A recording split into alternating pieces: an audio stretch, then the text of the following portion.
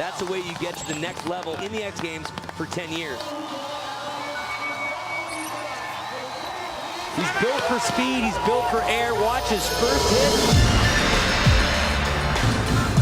Crossed up, double cork, gets the grab in as well, and then down on the bottom. Look at another cork. Such style, Mike. Hard moves look so easy. Here's what caused him problems last time. Backed off just a little bit, wraps up. Grant stick it down. The switch 1080. Perfection.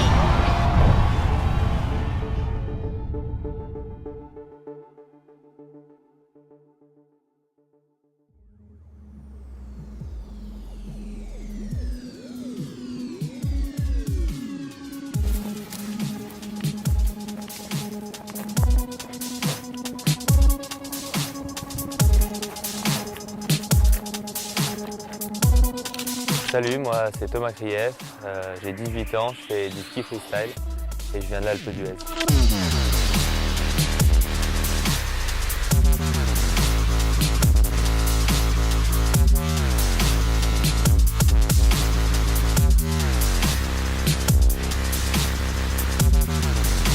Thomas, la première fois que je l'ai vu, je crois que c'était sur Graines de Petits Champions, sur France 3 ou un truc comme ça. J'ai commencé le ski quand j'avais 3 ans, donc j'étais tout petit. Et après, je me suis mis au freestyle vers l'âge de 7 ans.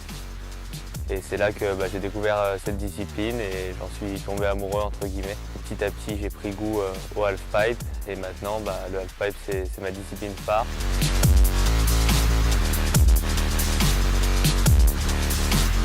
Thomas, je l'ai rencontré été-automne 2006, il me semble. Et puis on a appris à se connaître vraiment en automne sur les premiers stages du groupe France.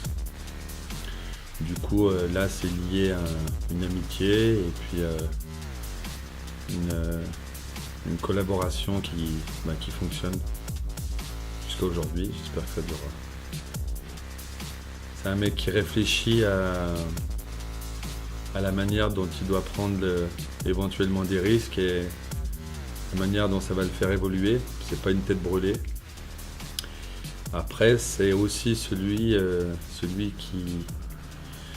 qui use de ses facilités. Donc, vu que c'est une personne douée, il a tendance à être plus cool qu'une personne qui l'est moins, quoi.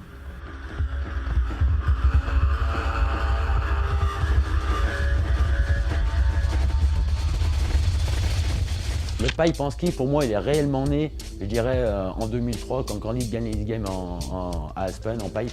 Ce jour-là, Candide est à l'escalier à 6 mètres. Il était double de hauteur de tout le monde. Et là, je dirais que ça a vraiment donné une autre dimension à ce sport. Et je pense qu'il a vraiment trouvé son côté spectaculaire à ce moment-là.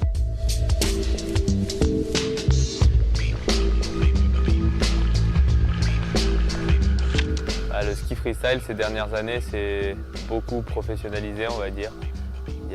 Ça a pas mal évolué. Avant, ça avait un esprit très cool, tout le monde était relax. Et maintenant, c'est vrai que, vu le niveau technique que ça exige, ça demande de l'entraînement. On a créé notre groupe, le Free Ski Project, il y a 4 ans maintenant, donc avec Kevin, Xavier et Greg. Il y a Ben qui a rejoint le groupe l'année d'après. On a décidé de créer la structure qui est la nôtre aujourd'hui, le Free Ski Project. Les skieurs ont mutualisé leurs moyens pour pouvoir s'entourer d'un entraîneur en l'occurrence et de moyens pour pouvoir aller s'entraîner dans des pays où les structures sont bonnes justement. Récemment, on a eu une annonce dans notre sport qui a pas mal tout chamboulé. Du fait que les JO maintenant sont en slopestyle et en halfpipe, il y a tout qui se cadre. Même si on est toujours freestyle, on fait toujours des conneries, on a toujours notre mentalité. Et on reste comme avant, mais on est un peu plus structuré.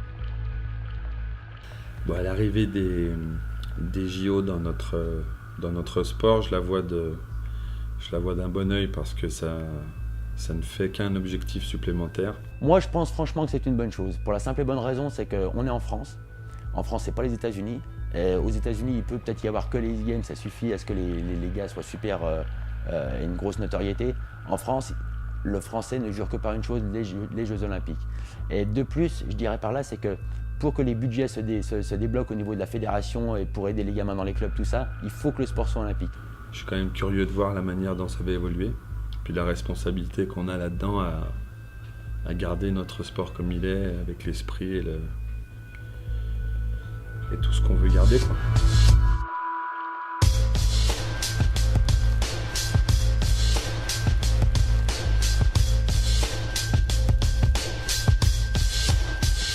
C'est vrai qu'on parle de compétition, mais on parle aussi de l'aspect média et de l'aspect vidéo qui a toujours été très important. C'est ce qui a fait aussi la reconnaissance de ce sport dans de nombreux pays.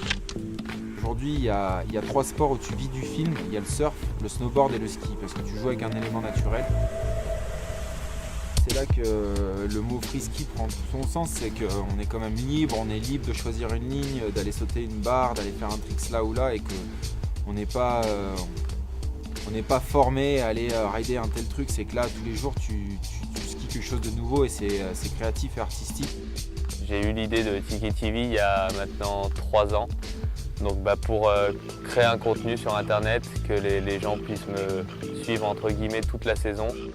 Et cette année, j'ai voulu aller encore plus loin. Je pensais qu'il manquait un truc pour que ce soit complet. Donc on avait fait des épisodes très basés sur le ski, on va dire, avec de belles choses qu'on va continuer à faire bien sûr. Mais cette année, on va développer un autre côté.